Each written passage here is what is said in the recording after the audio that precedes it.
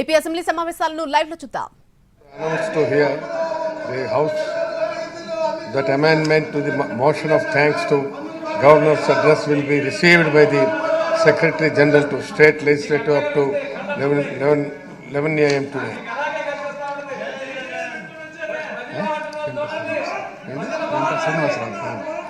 I am to announce to the House that I have accepted resignation of Sri Ganta Srinivas Rao, elected from 23 Visakhapatnam North Assembly Constituency.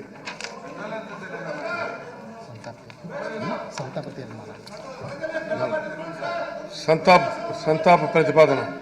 Andhra Pradesh రాష్ట్ర శాసనసభ మాజీ సభ్యులు శ్రీ వల్లూరు రామకృష్ణ చౌదరి గారి మృతి పట్ల ఈ సభ తీవ్ర సంతాపాన్ని వ్యక్తం చేస్తూ శోకార్తులైన వారి కుటుంబ సభ్యులకు తన ప్రగాఢ సానుభూతిని తెలియజేస్తున్నది.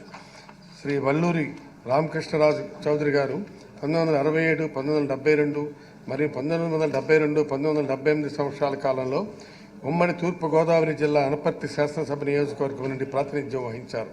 వీరు తమ నియోజకవర్గం అభివృద్ధికి ఎనలేని కృషి చేశారు. వీరు 2023 సంవత్సరం అక్టోబర్ 14వ తేదీన మరణించారు. ఆంధ్రప్రదేశ్ రాష్ట్ర మాజీ శాసనసభ్యులు శ్రీ అరికెరి జగదీష్ గారి మృతి పట్ల ఈ సభ తీవ్ర సంతాపాన్ని వ్యక్తం చేస్తూ శోకార్తులైన వారి కుటుంబ సభ్యులకు తన ప్రగాఢ సానుభూతిని తెలియజేస్తున్నది. శ్రీ అరికెరి జగదీష్ గారు 1989, 1994 సంవత్సరాల్లో కాలంలో అనంతరం జిల్లా గుత్తి శాసనసభ నియోజకవర్గం నుండి ప్రాతినిధ్యం వహించారు. వీరు తమ నియోజకవర్గం అభివృద్ధికి ఎనలేని కృషి చేశారు. వీరు 2023 సంవత్సరం నవంబర్ 23వ తేదీన మరణించారు.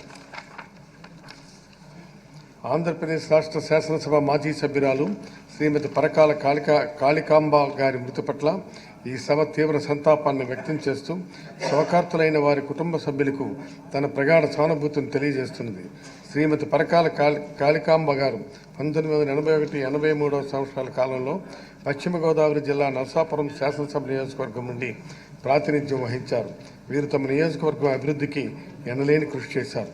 వీరు 2024 సంవత్సరం జనవరి 3వ తేదీన మరణించారు. వీరి ఆత్మలకు శాంతి చేకూరాలని కోరుతూ వారి మృతికి సంతాపంగా కొద్దిసేపు మౌనం పాటిద్దాం.